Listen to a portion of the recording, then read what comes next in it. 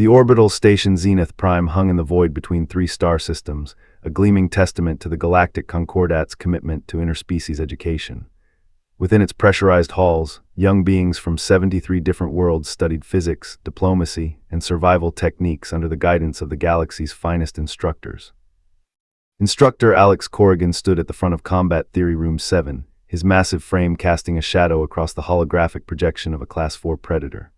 At 2 meters tall with dense musculature adapted for 1.4G gravity, Alex was an imposing figure among the typically slender species that populated the Concordat. His homeworld Thresh was classified as a Deathworld, a rare planetary type where evolution favored aggression, resilience, and tactical cunning. Threat assessment, Alex said, his voice a low rumble that made the Centauran students in the front row flinch. You're on a survey mission. This creature appears. What do you do? A Velesian student, its crystalline body refracting the classroom's ambient light, raised a tentacle.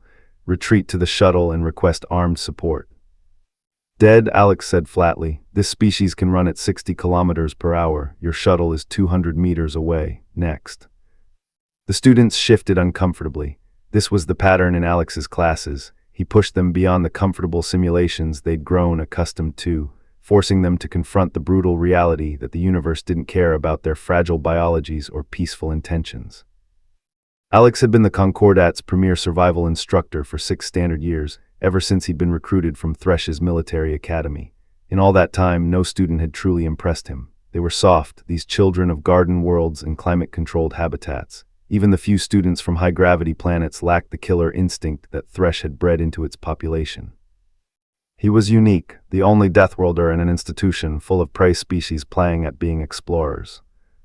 Then Jiggy arrived. The notification came through his neural interface during a particularly tedious faculty meeting. New student transfer, Jiggy Chen, origin, Earth, classification, Deathworld Class 5. Alex's attention snapped to the message. Class 5, Thresh was only Class 4. He'd never heard of Earth, but if the classification was accurate, this would be interesting. The next morning, Alex arrived early to his advanced survival tactics course. The classroom filled with the usual mix of species, mostly low-gravity worlders who'd taken the course for an easy credit, not understanding that Alex didn't believe in easy credits. Then she walked in. Jiggy was small, at least by Alex's standards, perhaps 1.65 meters tall, with a compact build that suggested athleticism rather than raw power. Her dark hair was pulled back in a practical braid, and her eyes scanned the room with an alertness that Alex recognized immediately. She moved with the fluid grace of a natural predator, each step deliberate and balanced.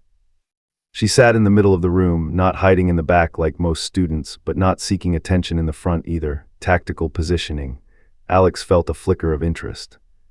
Today's scenario, Alex began, activating the holographic environment, is a ship breached during deep space transit.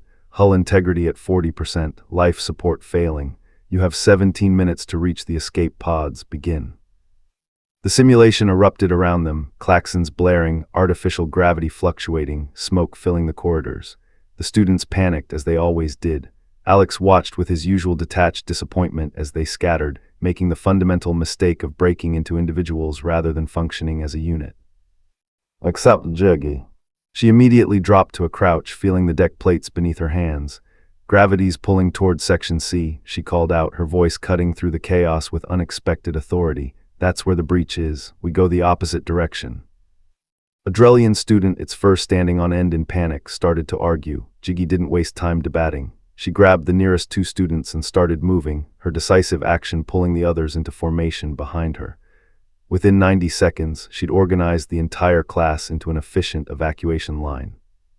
Alex watched from his observation platform, arms crossed. Impressive, but the real test was coming.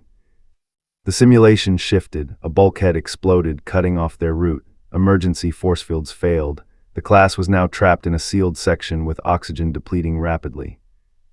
Most students froze, Jiggy's eyes narrowed. She scanned the walls, the ceiling, the deck plating. Then she grabbed a loose piece of debris and began striking a specific section of the wall with calculated force. Access panel, she muttered. Every ship design includes maintenance crawlways. They're usually hidden behind there. The panel gave way. She'd found a route through the maintenance shafts that would bypass the blocked corridor. As she organized the students into the narrow passage, Alex found himself smiling, something he rarely did in class. The simulation ended with 14 minutes to spare. The entire class had survived. After the students filed out, chattering excitedly about their success, Jiggy remained behind. She approached Alex's platform with the same measured caution she'd shown throughout the exercise. "You made that scenario easier than it should have been," she said. Alex raised an eyebrow. "Explain." The gravity fluctuation pattern was too regular. In a real breach, the artificial gravity generators would fail asymmetrically based on which sections lost power first, and the oxygen depletion rate was linear. Actual life support failure cascades exponentially once certain thresholds are crossed. Alex descended from the platform, studying this strange human girl who just critiqued his simulation with technical precision. "You've experienced real ship breaches." 3. Jiggy confirmed. Earth's early colony vessels had reliability issues. "I grew up on the generation ship New Horizon. We had a saying, space wants to kill you, so you'd better want to live more." "Thresh has a similar philosophy," Alex said, "though ours is, everything wants to kill you, kill it first." Jiggy's lips quirked in what might have been a smile. "That works too." Over the following weeks, Alex found himself repeatedly surprised by his human student. In hostage rescue scenarios, she demonstrated tactical thinking that matched his own. In wilderness survival exercises, she identified edible plants and water sources on alien worlds with unsettling speed. When he introduced a scenario involving a hostile intelligence, she immediately recognized it as a trap within a trap and executed a counter-ambush that stunned him. But it was during the Zero-G combat certification that Alex truly understood what he was dealing with. The exercise took place in the station's largest gymnasium, converted into a weightless combat arena. Students wore pressure suits and were armed with training weapons that delivered neural stun charges. The objective was simple: survive for 10 minutes against Alex's attacks. Most students lasted less than 2. Jiggy floated across from him, her body relaxed but ready. Alex launched himself forward with the explosive power that had made him Thresh's hand-to-hand champion 3 years running. In Zero-G, his mass was an advantage. He could use momentum like a weapon. Jiggy didn't try to block or evade. Instead, she rotated her body at the last second, grabbed his outstretched arm, and used his own momentum to send him spinning into the far wall. Before he could recover, she positioned herself at the center of the arena, giving herself maximum reaction time in all directions. Alex grinned savagely. Finally, a real challenge. They fought for the full 10 minutes, a brutal dance of strikes, grapples, and tactical positioning. Jiggy didn't have Alex's raw strength, but her reflexes were extraordinary, and her understanding of physics in microgravity was instinctive rather than learned. She fought with a creativity that kept him constantly adapting. When the timer expired, both of them were breathing hard, circling each other with mutual respect burning in their eyes. "Draw," Alex announced, the first time he'd ever declared such an outcome. Later in his office, Alex reviewed the combat footage. He'd initially assumed Earth must be similar to Thresh, a high-gravity world that bred its inhabitants tough, but Jiggy's file told a different story. Earth was a Class 5 death world not because of gravity, but because of biodiversity. The planet hosted millions of competing species, forcing humanity to develop adaptability above all else. Humans weren't the strongest, fastest, or most resilient species in the galaxy, but they were the most versatile. They could survive in desert heat and Arctic cold, could digest almost anything organic, could go without sleep for days, could heal from injuries that would kill most species. And their minds, their pattern recognition, problem-solving, creative thinking, had evolved through millions of years of outthinking prey and predators alike. Alex realized he'd been arrogant. Thresh had made him physically formidable, but it had also made him rigid in his thinking. There was one way to survive on Thresh: be stronger, be meaner, be more aggressive. Jiggy showed him there were infinite ways to survive, if you were clever enough to find them. Their friendship developed naturally after that. Alex adjusted his teaching methods, incorporating more of the adaptive thinking that came naturally to Jiggy. She, in turn, learned from his tactical decisiveness and combat expertise. Together, they made each other better. One evening, as they sparred in the empty gymnasium, Jiggy asked, "Did you ever feel alone here, being the only one from a death world?" Alex caught her strike, holding her fist gently. "Every day, until you arrived."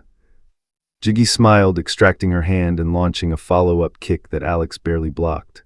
Earth has a saying, if you want to go fast, go alone. If you want to go far, go together. Thresh says a lone warrior is a dead warrior. Same idea, different words, Jiggy observed, sweeping Alex's legs and using the momentum to flip them both in the zero-G environment. As they floated together in the quiet gymnasium, Alex realized that being a Deathworlder wasn't about being the toughest or the deadliest. It was about refusing to quit, refusing to be broken, and finding others who understood that same fundamental truth. He'd thought he was alone, he'd been wrong. The universe was vast and dangerous, full of threats that could kill you in countless ways. But it was also full of survivors, humans, Threscians, and perhaps dozens of other species yet to be discovered, all carrying the same unbreakable core. And together they would teach the next generation not just how to survive, but how to thrive. In the cold mathematics of space, that made all the difference.